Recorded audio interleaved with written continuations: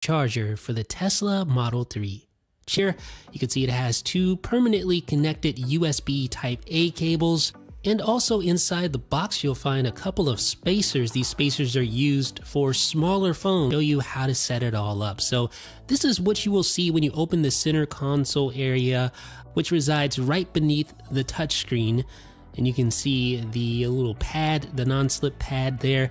The first thing you want to do is remove that non-slip pad and just pull it up like that. And just get it out of the way. So there you go. You can put that in your Nomad box for safekeeping, or put it in your glove box, or whatever the case may be. You're not going to need that again as long as you're using the Nomad charger.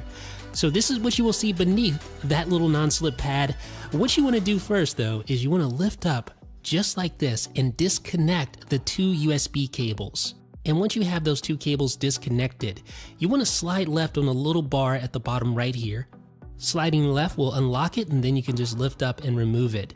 This exposes the two charging cables. So you just want to remove those two cables, just pull up and you can remove those cables. So the first one's removed, the second one's removed. Now you simply want to remove the entire cable just by pulling until you pull the cable and its USB-A connector all the way through the hole. You can see what it looks like on that end.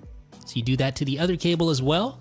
And once you have both those cables removed, just set them aside. You won't need them again as long as you're using the Nomad charger. So put the bar back into place. This time slide to the right to lock it back in place. Ignore the little skin that you see on there.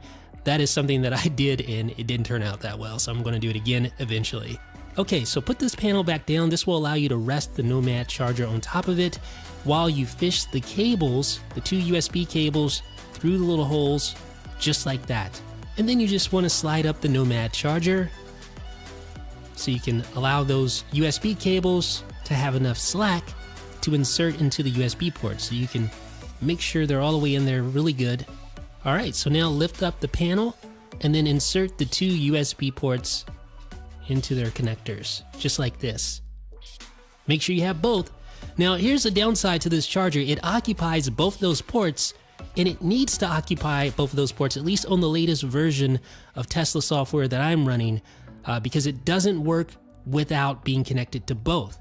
Even though Nomad's documentation says something a little bit different. In my experience, I needed both of them to connect it for my iPhone to charge. So your mileage may vary a little bit on that, but that's been my experience. We'll discuss why that's a downside in just a second, but here you can see when I place my iPhone XS Max on the charging mat, it starts charging.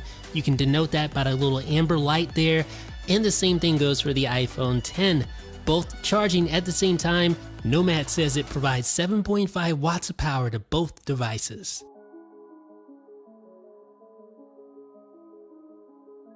So an amber light means the device is charging, a white light means the device is fully charged. The downside of using this charger, as I kind of alluded to earlier, is that it occupies both USB ports in front. And that's a downside because music from a USB stick and the new dashcam feature in V9 relies on one of those USB ports. So here's what happens when I unplug one of the cables and I turn the car off and turn the car back on.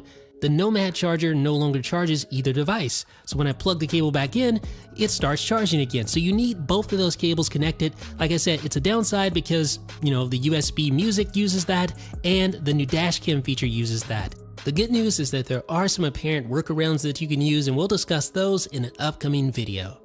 But I have to say, I really like this charger. I was able to charge my iPhone X 15% in about 15 minutes, and that's generally what I experience when charging.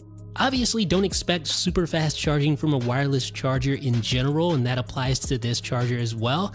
But the convenience factor, not having to worry about cables plugging in, any of that, makes it so nice. And the fact that the fit and finish is almost stock looking, super low key, it looks OEM. Granted, the issue with the USB ports is a big issue. Like if you want to use the dash cam or you want to enjoy music from a USB stick, you are going to need to find a workaround.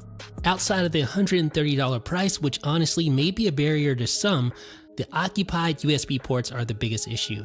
If you can live with that or find a workaround, then yes, I think the Nomad wireless charger for the Tesla Model 3